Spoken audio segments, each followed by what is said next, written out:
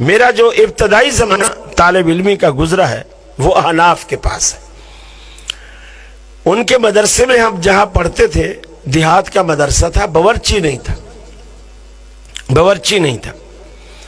اور جو دیہات کے گھر ہوتے ہیں انہوں نے یہ کہہ رکھا تھا ہمارے استاد جی کو کہ ہم روزانہ 2 بچوں کا کھانا دیں گے, کسی نے ہم 3 بچوں کا کھانا دیں گے, کوئی ہم 1 بچے کا کھانا دیں گے, لیکن ہمارے گھر سے بچے کھانا لے کر جائیں.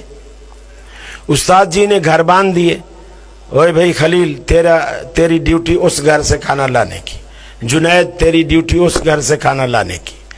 سب روز کھانا لاتے. استاد جی کے پاس ایک بڑا سا پتیلا ہوتا تھا. اب پورے گاؤں میں کوئی ساگ پکا رہا ہے, کوئی دال پکا رہا ہے, کوئی گوشت پکا رہا ہے, کوئی سبزی پکا رہا ہے, کوئی آلو بنا رہا ہے, کوئی کڑی بنا رہا ہے, کوئی کیا بنا رہا ہے. جو بھی لاتا استاد جی اسی پتیلے میں ڈال دیتے, پھر اس کو مکس کرتے. تو چیز بری نہیں ہوتی تھی, لیکن اگر کوئی پوچھ لے کہ آج تم نے کیا کھایا ہے تو ہم کسی کو بتا نہیں سکتے تھے کہ ہم نے کیا کھایا ہے. بہرحال وہ ایک مرغوبہ سا ہوتا تھا کسی چیز کا, لیکن ذائقے میں بھی بری نہیں ہوتی تھی, لیکن ہم بتا نہیں پاتے کہ آج کیا کھایا ہے. یہ جو آپ لوگوں نے دیکھا ہوگا مولویوں کی توندیں باہر نکلی ہوتی ہیں, گردنیں بھی کافی موٹی ہوتی ہیں, اس کے پیچھے اصل یہی راز ہے. کتنا بھی مالدار آدمی آپ دیکھو گے گھر میں زیادہ سے زیادہ چلو 1 ڈش 2 ڈش 3 ڈشیں بنا لے گا, لیکن مولوی تو روزانہ 50 اور جتنے گھر ہیں اتنی ڈشیں روزانہ مکس کر کے ہم کھا رہے ہیں. تو ظاہر بات ہے گردنیں تو موٹی ہوں گی. کپڑے ہر سال نئے سلوانے پڑتے ہیں, پہلے والے تنگ پڑ جاتے ہیں. عجیب. اب ہم دل میں یہ کوشش کرتے اور دعا بھی کرتے کہ یا اللہ کوئی ایسا بندہ بھیج جو ہماری دعوت کرے, بھلے ہمیں آلو کھلائے لیکن ایک چیز کھلائے. یہ مکس جو چیزیں ہیں یہ نہ ہو. دل چاہتا ہے نا انسان کا بھلے دال ہو لیکن ایک ہو.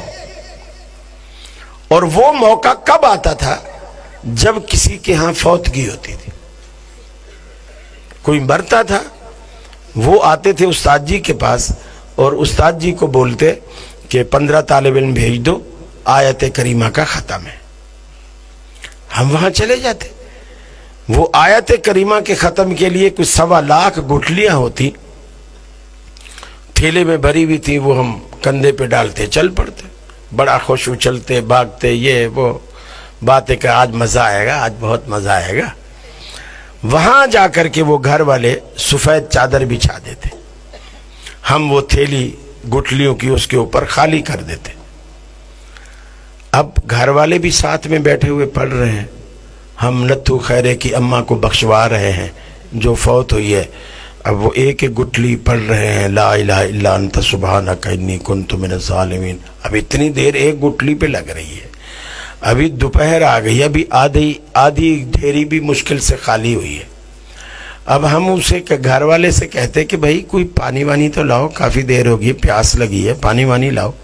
یقین مانیے میں آپ کو اندر کی بات بتا رہا ہوں, جب وہ گھر والا اس مجلس سے اٹھ کر پانی لینے کے لیے جاتا, ہم سارے طالب علم ایسے چلو بھرتے, لا الہ الا انت سبحانک, لا الہ الا انت سبحانک.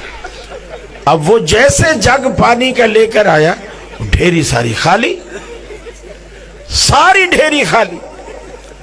اب وہ جو ہمارا استاد جی ہوتا یا مانیٹر ہوتا جو بھی, وہ بھی کہتا ماشاءاللہ بچوں نے بڑی ہمت کی جی, بس جلدی سے دسترخوان لگاؤ, ابھی ظہر کا ٹائم بھی ہونے والا ہے, پھر اس کے بعد ہماری پڑھائی بھی شروع ہونے والی ہے. اب دسترخوان لگتا, ہم کھانا کھاتے.